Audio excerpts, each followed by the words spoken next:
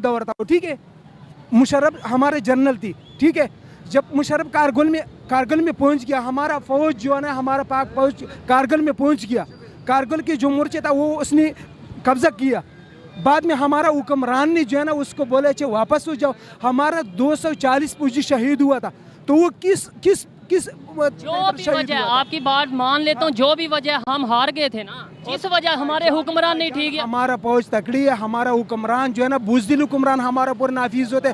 जब से हमारा हुक्मरान टेढ़ होना, तो इंशाल्लाह हम डट के मुकाबला करेंगे। ये हिंदू है, ये गैर मुस्लिम है, इसका ईमान नहीं है, ये क्या बेईमान लोग। चलो अभी मैं अभी चैलेंज करता हूँ, मैं अभी चैलेंज करता हूँ, कोई भी गैर मुस्लिम लेके आओ, हमारा दाढ़ी चिट्टा है वो जवान लेके आओ, हम उसको शिकस्त देंगे। हम उसको ऐसी लिकार मार के गैर मुस्लिम को, चाहे वो पाकिस्तानी हो, चाहे वो इंडियन हो, चाहे वो इसराइल हो, कोई भी हो, हम उसकी लिकार मार के उसको हम बताते हैं चलो तुम रिकार को फार करवा दो। हम हालांकि हमारा दाढ़ी चीट है, फिर भी हमारा अल्हम्दुलिल्लाह ला इलाहा इल्लल्लाह मोहम्मद रसूलुल्लाह इसके अंदर है।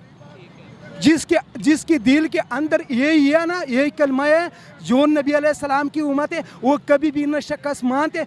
हमारा एक इमरान खान है, ईमानदार है, वो अमेरिकी के डट कर हर तकरीर में जो है ना अमेरिकी को बिल्कुल फ्रेश जवाब दे। कर्जा भी अमेरिका से ही लेते हैं। कर्जा तो अमेरिका से लेता है भाईजान। जब हमारा मुल्क को जो गुजरा हुआ, जो माजी के हुक्मरानों ने दिवालिया किया, तो मजबूरी से वो लेते कर्जे तो लेते हैं। अच्छी बात है। जो टेक्नोलॉजी की अगर बात की जाए, क्योंकि अब जदीद दौर है ना, अब जज्बा तो अपनी जगह है, लेकिन अब आप उस जज्बे का क्या करेंगे? आपको उधर से मज़ाइल। भाईजान बात सुनो, मेरा भी बात सुनो। एक छोटा सा सवाल में, अफगानिस्तान में क्या चीज़ था? टेक्नोलॉजी था अफगानिस्तान में।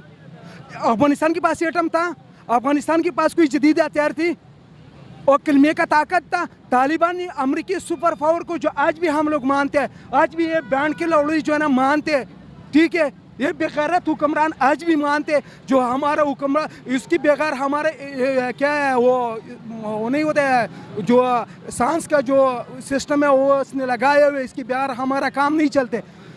तो वो तालिबान ने जो है ना ये कि एक बंदूक के साथ उसको शिकस्त दी कि बहन चौथों को जो है ना किधर लेके गया, वापस अमेरिका लेके होते। हमारा जो है ना हम यही सोचते हैं ये जो है ना ये अमेरिका सुपर पावर है। मैं लिख कर दे देता हूँ, कोई भी गैर मुस्लिम, हमारा इधर का गैर मुस्लिम हमारा भाई है, लेकिन कोई भी गैर मुस्लिम आ जाए अभी हम उसको चैलेंज करवाता हूँ, चाहे वो पहलवान हो, मैं उसको चैलेंज कराता हूँ, उसको हम लिकार मार के, जो वो ये कलमा नहीं मानेंगे ना चला इलाहा इल्लल्लाह मोहम्मद, उसको हम चैलेंज करते कि आ जाओ तुम लकीर को पार करो।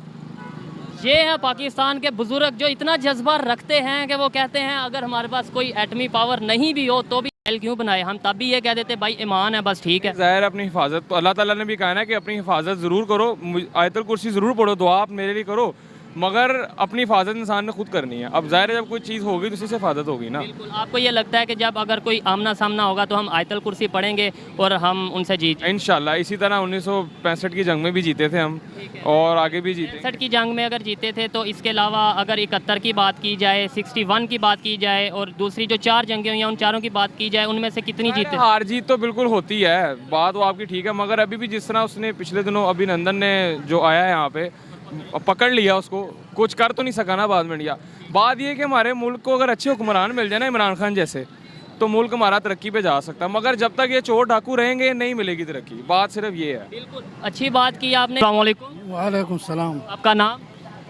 कुछ भी नहीं है इस पे। क्या होगा, आज भारत और अगर पाकिस्तान की जंग होती तब वो सिंपल जंग नहीं रहेगी, वो आलमी जंग स्टार्ट हो जाएगी। आपके साथ आपके बॉर्डर्स देखें, सारे अटैच होते हैं, ईरान का बॉर्डर अटैच होता है, उधर से आप देखें चाइना का बॉर्डर अटैच होता है। जंग कोई हल नहीं है, हम घर में भी लड़ते हैं, या अगर हम दो दोस्त भी लड़ पड़ते हैं, फाइनल सुलह ही होती है।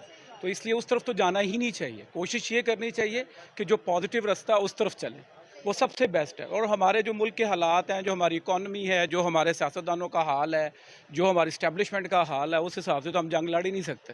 अगर हम देखें तो इस टाइम हिंदुस्तान के हालात बहुत बेहतर हैं एज़ कम्पेयर टू पाकिस्तान। उनकी इकोनॉमी बहुत ज़्यादा अच्छी जा रही है। अगर हम देखें तो उनके फॉरेन रिलेशन बहुत अच्छे हैं। पीएम मोदी ने अपने आसपास जितने भी, चाहे मिडिल ईस्ट देख ले, उन्होंने सबके साथ ताल्लुकात अच्छे बना दिए हैं। कोई भी उनके अगेंस्ट नहीं खड़े होने वाला, जहाँ तक हमें नज़र आ रहा है। अगर हम अपनी बात करें तो हमने क्या किया? उनकी इकॉनमी इसलिए अच्छी है कि उनकी आवाम भी पॉजिटिव है, उनके लीडर भी पॉजिटिव हैं। आज भी उनके लीडर देखें, वो अपने मुल्क की मेड इन गाड़ी यूज़ करते हैं, वो अपना लिबास, आज भी मारुति उनकी गाड़ी है, वो आज भी जब बैठे, हम इस्लाम के हिसाब से चल ही नहीं रहे।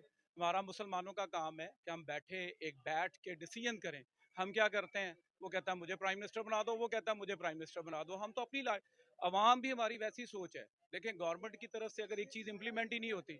हमारे दुकानदारों ने अपने रेट अपनी मर्जी के लगाए हुए हैं। आप जहाँ चले जाएं आपको हर चीज़ अपनी मर्जी की मिलेगी। चेक एंड बैलेंस नहीं है। जिस मुल्क में चेक एंड बैलेंस नहीं होगा वहाँ इकोनॉमी कभी स्ट्रांग नहीं होगी। हमारा जो पाकिस्तान है वो जस्टिस के नंबर पे 140 प्लस पर चला गया है। क्या आपको लगता है, अगर मगर इंडिया जो है पहले 5वीं में आया है जस्टिस में? अगर हम देखें तो वहाँ पर ज्यादा हम कहते हैं कि हिंदुइज्म है, हिंदू लोग हैं। क्या हम मुस्लिम होके झूठ बोलते हैं? क्या हम मुस्लिम होके करप्शन करते हैं? फिर हम मुस्लिम क्या है?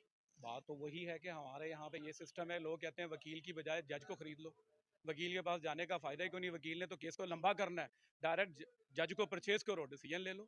तो हमारे मुल्क का सिस्टम इसी तरह है। आप यहाँ खड़े हुए, हम यहाँ बैठेंगे, बात करेंगे, झूठ बोलेंगे एक दूसरे के साथ। हम दो दोस्त भी अगर खड़े होंगे वो भी आपस में ब्लफ कर रहे होंगे। आपको लगता है कि चीजों में बेनिफिट्स हो सकते हैं? काफ़ी सारे बेनिफिट्स हैं, बिज़नेस चल सकता है, हमारे बिज़नेस जो रुके पड़े हैं वो चल सकते हैं, काफ़ी मामला। अगर अभी हम देखें तो आपको पता है फूड क्राइसिस की वजह से बहुत सी हमारी सिटीज़ हैं जो कि बहुत ज़्यादा फूड क्राइसिस में डूबी हुई हैं। अगर हम बात करें तो गिलगित बल्तिस्तान में वहाँ पर बहुत ज़्यादा प्रोटेस्ट हो रहा है, वहाँ पर रोड्स पर जैम है और वहाँ पर लोग कह रहे हैं कि हमारी गवर्नमेंट हमारे हकूक़ नहीं देती। अगर हम देखें तो अब गिलगित बल्तिस्तान कहता है कि हमें इंडिया का पार्ट बना दो, क्योंकि पाकिस्तान में हमें राइट्स नहीं, और वो एक स्लोगन भी यूज़ कर रहे हैं इंडिया के लिए। अब आपको क्या लगता है, अगर हम अपने मुल्क में देखें तो हमारे पाकिस्तानी लोग पाकिस्तान के अगेंस्ट, पॉलिटिक्स के अगेंस्ट हो गए और हिंदुस्तान को प्रेफरेंस दे रहे हैं। इस हालात में पाकिस्तान को क्या करना चाहिए और हिंदुस्तान क्या इसका फ़ायदा उठा सकता है? नहीं, वो हिंदुस्तान तो ऑलरेडी फ़ायदा उठा ही रहा है, सिर्फ कैसे फ़ायदा और किस चीज़ का? काफ़ी जगह से वो फ़ायदा उठा रहा है।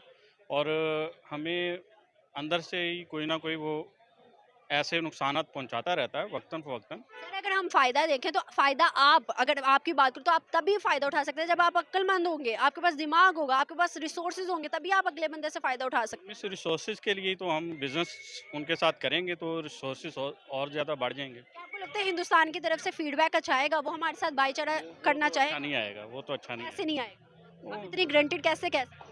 नहीं, उनकी तरफ से हमेशा हमें कोई अच्छा रिस्पांस मिला नहीं, इस अगर वजह हम देखें तो 3 जंगें हुई हैं। आप मुझे बताइएगा 3 जंगें कौन जीता था? देखें 3 जंगें जो भी हैं वो पाकिस्तान इतना स्टैंड नहीं था तब। जीता कौन था? वो कुछ में पाकिस्तान भी और इंडिया भी जीता।